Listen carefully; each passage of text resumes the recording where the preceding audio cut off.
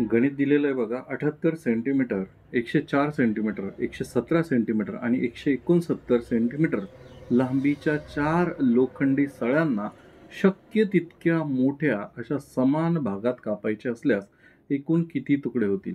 बघा, सर्वप्रथम प्रश्न समजून घ्या, की सळ्यांना काय करायचं आहे, की यांचे सगळ्यांचे समान तुकडे झाले पाहिजे. म्हणजे ही जर 78 सेंटीमीटरची आहे, तर मोठ्यातली मोठी म्हणजे असे मोठे भाग पाडायचे 178, 104, 117 अशा सेंटीमीटरचे जरी असतील, तरी तुम्हाला काय करायचं आहे, समान भाग पाहिजे सगळ्यांचे. सगळ्यांचे समान भाग पाहिजे आणि शक्य तितक्या मोठ्या म्हटलेल्या आहे. म्हणजे तुम्हाला इन शॉर्ट विचारलेलं आहे, की पहिले याचा मसावी काढा. महत्तम सामायिक विभाजक, ज्याला इंग्लिशमध्ये HCF म्हणतात, हायेस्ट कॉमन फॅक्टर. मग हायेस्ट कॉमन फॅक्टर किंवा HCF काढताना काय लक्षात ठेवायचं आहे? HCF काढायचा आहे तुम्हाला. सर्वप्रथम HCF काढायचा आहे. म्हणजे काय, यांचा मसावी काढायचा आहे. मग सर्वप्रथम शॉर्ट ट्रिक काय याची मसावी काढायची, तर कोणत्याही दोन संख्या घ्या ज्याच्यातल्या सगळ्यात कमी डिफरन्स आहे. 117 आणि 104 घेतो मी. जर यांची वजाबाकी केली तर ह्या दोन संख्या, कोणत्याही दोन संख्या घ्यायच्या, त्यांची वजाबाकी करायची. ज्याच्यामध्ये तुम्हाला सगळ्यात कमी फरक वाटेल ती संख्या घ्यायची आहे. तर यांची वजाबाकी येईल 13.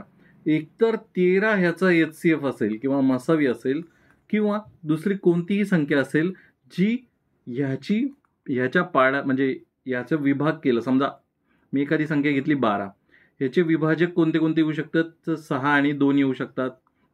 म्हणजे आता मसावी काढताना सर्वप्रथम समजा एखाद्याचा मसावी 12 नाही आला, तर त्या कंडिशनमध्ये आपण 6 घेतो. समजा 6 पण नाही आला, तर अजून मोठी संख्या घेतो, 4 आणि 3 घेतो.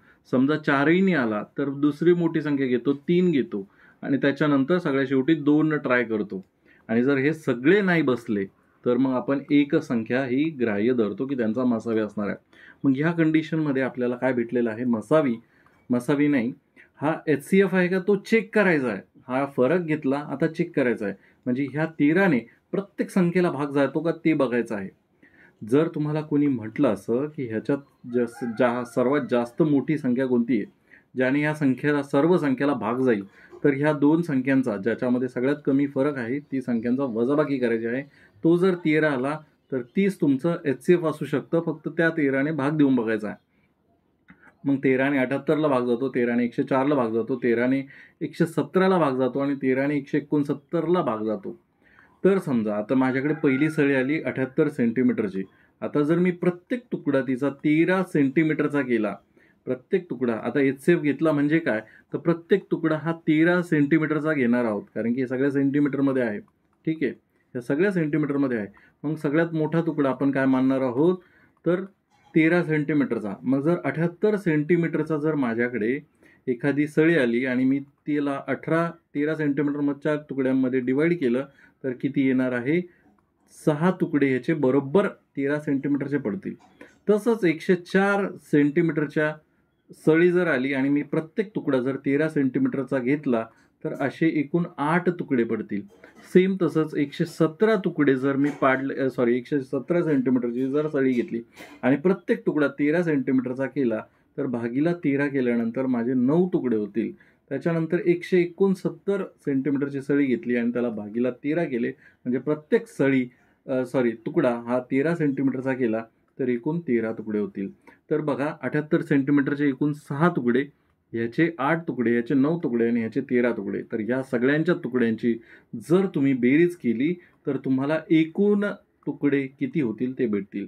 6 आणि 8 14, 14 आणि 14 आणि 9 23, 23 आणि 13, 23 आणि 3 26, हातचे किती आले 2, 2 आणि 1 3, 36.